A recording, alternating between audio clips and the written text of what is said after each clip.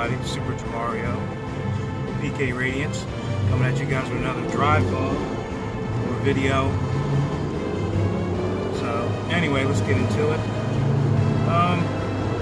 Been hearing that the Mega Man Legacy X collection has been a bit rare. Put this window up. So I wanted to check out Best Buy. Always go to Best Buy now. I don't do GameStop. Those dudes, as many times they try to hit me up, I go to purchase new games and they try to, sell me gutted copies for the price of being new and charge me full price. Not doing that. But anyway, go to Best Buy on my way out and pick up Mega Man, the Mega Man Legacy X collection for the Nintendo Switch. As you can probably tell, the new bag from Best Buy. Switch, front to back. Pick it up. Been hearing that there's been some shortages lately of the game, and so I decided to pick my copy up now, till the weekend hits. So just want to talk about a little bit about the significance of Mega Man X series anime, which, believe it or not, Mega Man X was the first Mega Man game that I played. I was 13 years old, and my father took me to the city, which again, I don't know if you guys already know, but growing up, we didn't have a whole lot. I apologize for the truck, but we didn't have a whole lot of money, and especially for entertainment, and he would take me to the pawn shops. He taught me to shop around for the best deals, and sometimes, you can't always, sometimes it's best to wait it out and go to go someplace that you can get it cheaper. So usually it was usually once or twice a month. My allowance, doing chores or whatnot. My father would take me to the city, and very rarely it would be Walmart. Very rarely it would be Target or a store like that where he would purchase a game for me. Just so happens to be, a pawn shop. And there was this one pawn shop in particular that he would take me to the city to, go to. And what I would do is, I would get, usually it was, Super Nintendo. Of course, Mega Man X was for the Super Nintendo. What I would do is usually grab, 1 or 2, 3 games that I've already beaten and finished and we're pretty much sick of. And, Father would take me to the pawn shop, and what the pawn shop owner would do personally, pretty much knew me, my father and I. He would go, and he would give me a discount for games traded in. And what happened was, I believe it was Chester Cheetah and Too Cool to Fool. It was Wolfchild for the Super NES. These are Super NES games. There was 3 of them, in fact. And the last one was Super Conflict. I didn't know I was getting into with that game. I didn't know how to play it, so those are the 3 games I took with me to trade in for credit. So, the guy, the proprietor, the owner, he had a good setup. He had a TV out front, and he would usually have, Super NES games, Super Nintendo plugged in, and he would, play, the games, I guess, as an attraction. He was about games, he really was, and he had everything from Super Nintendo, Sega Genesis, to Game Boy, Game Gear. So he was getting Sega Saturn games, he was getting PlayStation games, definitely, they were big, and starting to get into Nintendo 64 games in as well. And what happened was, so I go in, and again, my father, he would sit in the car. He know that, I like to take my time and look and peruse and browse, and I would. And there was this one game that stood out to me. He had a display case of all Super NES games, the new ones he got in, the popular ones, but the least popular. He knew his stuff. He knew everything about games. We were taught about him as well. And there was this one game that caught my eye, and it was Mega Man X. And I'm like, this, and again, mind you, when I bought, of course, when you go to the pawn shop, very rarely you find a game complete in the box with the manual for me anyway. That's basically how my life was. So all I really had to go on was the cover art or the artwork on the either cartridge or, you know, the disc sometimes. And it wasn't until the PlayStation 1 and the Sega Saturn when, you know, I was, you know, getting, you know, complete games with the boxes and manuals and the cover arts and the disc sleeves and what have you. And, well, this game in particular was a cartridge. It was Mega Man X from Capcom. And I remember the picture vividly. It was a blue robot with an arm cannon firing. It seemed like he appeared to be underwater. And there was this, yeah, so that was, apparently it was Mega Man X, and, or X. And there was a octopus guy with eight arms, six, I believe, it was Launch Octopus, as you know, I found out.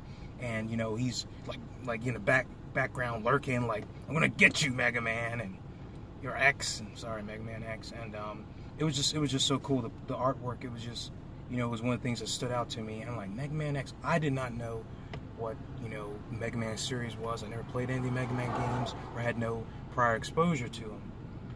And so I picked that game. The game was, he was asking for $25. 25 clams, 25 shekels, 25 bits, whatever have you.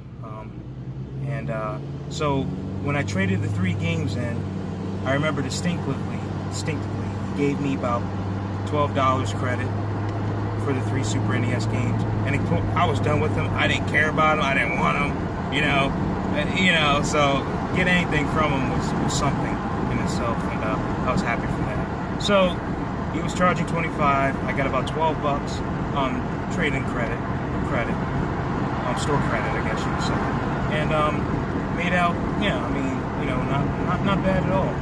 Not bad at all. So, you know, paid for it in cash, and got the game. And so here's the thing, that so we're in a city, right? And usually the commute to get from the city back out to the county, it was about which where we lived at. It was about you know, 30 miles. And that fateful day, after I got in the vehicle, my father drove an Aerostar blue van. I'll never forget it. And what happened was, we got in, you know, I got in, and we proceeded to go. And my father wanted to make a stop. You know, we usually get something to eat, a meal. You know, usually he gets his, you know, his fried fish or lake trout. And, you know, I usually get Chinese food. You know, and that would pretty much be the day. It was a Saturday. It was on the weekend, Saturday. And head home. On the way to head home anyway. And as, you know, I got my Chinese food after it was ready. And got in the vehicle. My father proceeded to start the van up. And it was making a clicking sound. It wasn't starting. So what happened was, oh man, it found out that, yeah, my father's alternator went bad. And the good thing about the city, there's always, you know, well, the city that, you know, the good thing about the city, there's always a repair shop or service repair shop. And pretty much, my father, he drove for a living. He delivered auto parts to all those places, so they pretty much knew him. And, you know, he got a good discount, and he got pretty decent, reliable service from the guys he knew. And so here I am. I got this brand new game. Food, yeah, I had food, but I had this game in my hand. And my father, you know, my father and I, we pretty much sat at the service station. He would talk with them and, you know, see what they would do. And me, here I am. I'm sitting on a bench here at the service station. It's like, you know, 4 o'clock in the evening. You know, I'm ready to get home. I love to be home, love to get home, pop this cartridge in. So pretty much all I'm sitting there doing, you know, until the vehicle was ready, repairs were done, sitting there going over this cartridge, you know, thinking about, you know, what this game is going to be about, what, you know, what I'll be experiencing, hopefully, when, you know, when I do get home. So we were in a repair station, my father and I, for a good, it was like a good, you know, 2-3 hours. And so good thing was, you know, my father's buddy that owned the shop, repair shop, he was able to get him on the road and everything. You know, it started fine, you know, and we were back on the road. And so, but we didn't get back on the road until like around, it was like 8 o'clock. 8 o'clock that night. So, I remember I was asking my dad, like, man, can you turn the, I mean, it was dark, and you turn the headlights on, you know, the lamp that was in the back of the van, and I'm just, you know, still holding the cartridge and still going over, still, you know, as a kid, like, you know, again, you have something, and it's just your imagination's going, you know, going wild, you know, about what you be experiencing, what this game's about. And again, you know, growing up as a kid, I had no magazines until I was a teenager. I had no magazines. I had no TV shows, you know, and besides what kids talked about, which was few, you know, about games then, you know, it was pretty much a quiet hobby, or you were seen as a nerd or a geek or a dork, you know, if you played games, unless you had your circles. And I had one friend that, you know, that was, you know, basically played games, got games and whatnot, but it was very far in between. But yeah, those discussions anyway. But anyway, so I didn't really know what I had or what I was getting myself into. So we finally got home, and I was tired. But boy, when you're young and you have something that you're excited for, you know how it is. I mean, you can't sleep. You've been spending all this time thinking about it. You know, wondering what it's going to be. Is it going to be good? Is it going to be bad? Will it suck? Will this be something that, you know, that's basically how it was back then. You know, you really didn't, well, I didn't anyway. I didn't have access to the internet then at the time, so, you know, or really knew how to get online to look at the time. And so basically, you know, the cover art, you know, dictated or decided, was the deciding factor, or the artwork. And the description, of course, you know, if you got a game complete. But got that game, got home, even though I was tired, it didn't matter. It was Saturday. She still had Saturday night and Sunday to play until school opened back up Monday. And popped that game cartridge in, and man, I remember the logo coming up with Capcom, and you know, you had the shimmer, you know, the Capcom logo, and then you got this series of text that show up on the screen, and you hear this sound, and then you hear the text going across the screen, you know, giving the story, you know, and then you hear this, the screen starts flat, and once the text completes, you hear this flashing, you see this flashing red on the screen, and you hear, you know, and then you see the blueprints of Mega Man showing up, or Mega Man X. And I'm like, well, what is this, man? You know, going the outline of his helmet, facial skin, his body armor, you know, even though it was basic at the time, it was base Mega Man X. And his arm cannon, I'm like, oh my God. So the cannon, you know, the cannon is what made Mega Man. His X-Buster. Sorry, his X-Buster is what made Mega Man. So, how long is this video? Damn, 12 minutes? I've been going for 12 minutes? I'm sorry, guys, if I've been rambling on. But, you know, but, okay, sorry about that. But I'll continue. So, after the boot up screen sequence, you know, concluded, then you hear that, you know, then you hear the rock music. I'm like, oh shit! That's when I had a Sony Trinitron television at the time. That's television I had mostly throughout my Super NES, Genesis, and Sega Saturn gaming days back in the time. Those TVs, man, you couldn't kill them. I mean, they last forever. I mean, eventually you just had to get rid of it because, you know, I just wanted something new when, you know, the true flat televisions came out. But that was back in the early 2000s. But, yes. So, yeah, true story. My Sony Trinitron was what lasted me from 1997, when I first got my Super Nintendo, all the way up until about 2001. Yeah, 2001. So, that's a little side story. But anyway, yeah, so the boot screen loads up after, you know, for Mega Man X.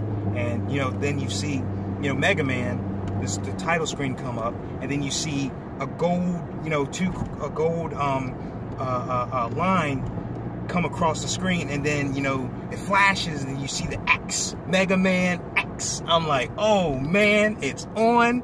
I was like, man, that was an awesome intro. That will always stay with me. I'll never forget that. But yes, you have, then after that, you know, the title screen shows up, and then you have game start, then you have either password and option. So, and you actually could use Mega Man X to scroll, you know, your options, and I'm like, man, this is so cool, man. The music's already pumping, have the volume up. I mean, it was late. I mean, didn't want to wake my sister because, you know, her room was across from mine at the time, or my parents, because surely if I was making too much noise, get too excited, it would have been lights out, get your ass to bed, excuse my language, and, that would be a wrap. I didn't want that, but you know, after the title screen, I was already pumped.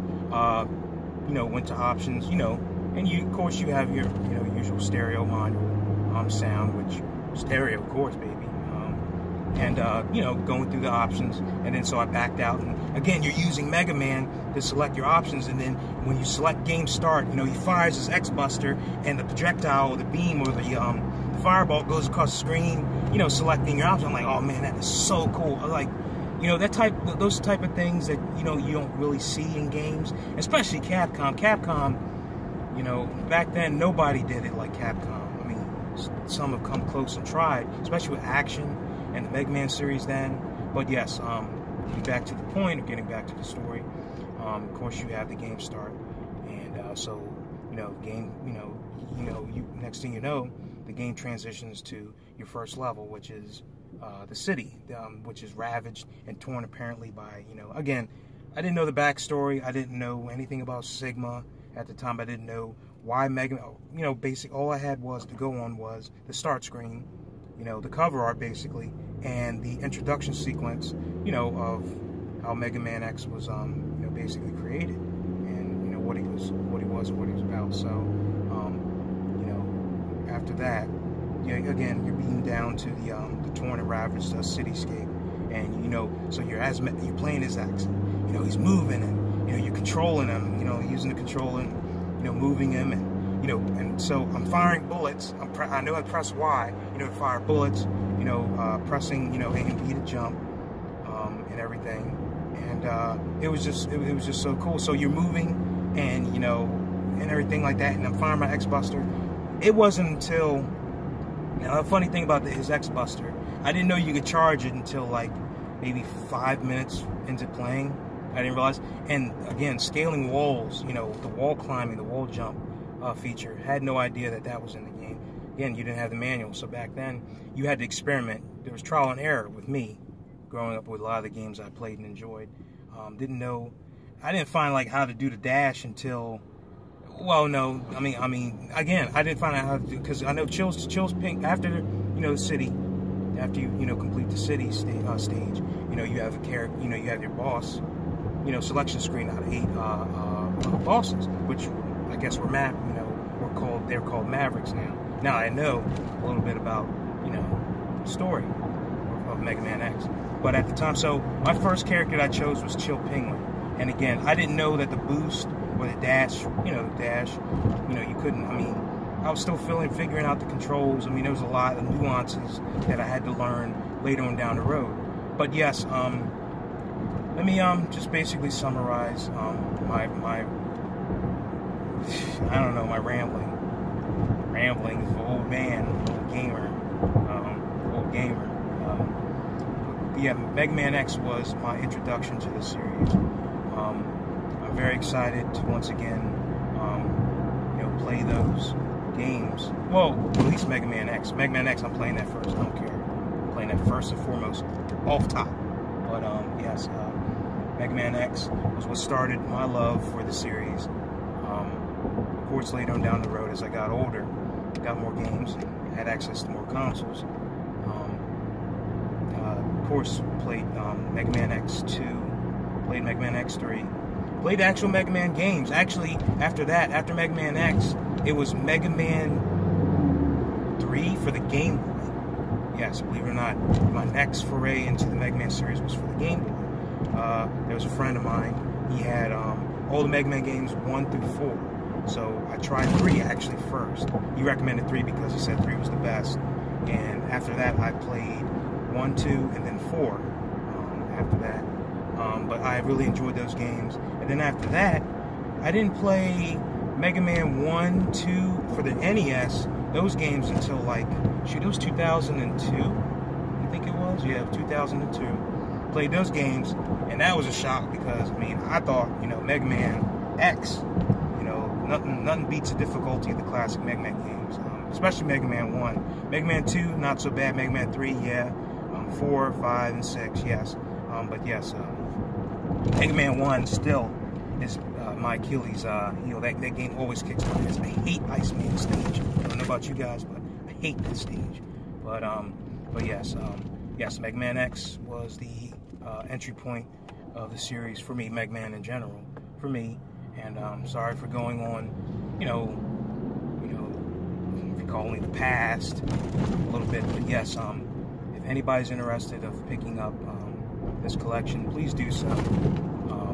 It's definitely one of the pinnacle of one of Capcom's greatest beloved franchises, but also has fallen so hard. It has. After Mega Man X4, which I loved. My friend had actually purchased Mega Man X4 for the PS1, and we played the heck out of it. I used to watch him play all the time when I would come over to his house. See him after school and whatnot after we do our homework. And yeah, Mega Man X. But then 5, 6, 7, and 8, I did not play them. Had not played them. Missed completely out on them, because after Mega Man X4, pretty much got on to other things, other games, other systems entirely. So, but yeah, so actually this will be a treat. I'll be actually playing Mega Man X5, 6, 7, and 8. Seeing how they are, what they're about. Excited for that too. So there's going to be some, discovery for me too with the rest of the series after 4, and but yes, in conclusion, very big, important collection for me. A lot of nostalgia, and a lot of memories, a lot of good times, and I'm hoping to relive those memories again. So, if you guys are interested, take it from me. I can definitely vouch for Mega Man X 1, 2, and 3, 1, 2, 3, and 4. I'm sorry. They are good, solid games. The music, the soundtracks, to this day, I actually have them. All types. I play them. On YouTube and everything like that. And listen to them all the time. Still enjoy them. But yes, Mega Man 4, 1 through 4, definitely can vouch for them. X 1 through 4 can vouch for them. 5 and 6, can't say. Sorry. Maybe someone else can give you a better perspective or review, or I guess anecdote for those games. But yes, once again, when I will say this, when times are at their darkest, be sure to always be trust and believe that there's always going to be a ray of light coming sometime, in our lives, and even when it seems the darkest. And just want to conclude on that, and let's go, bro. And Super Jamario out. Peace, everyone. Take care.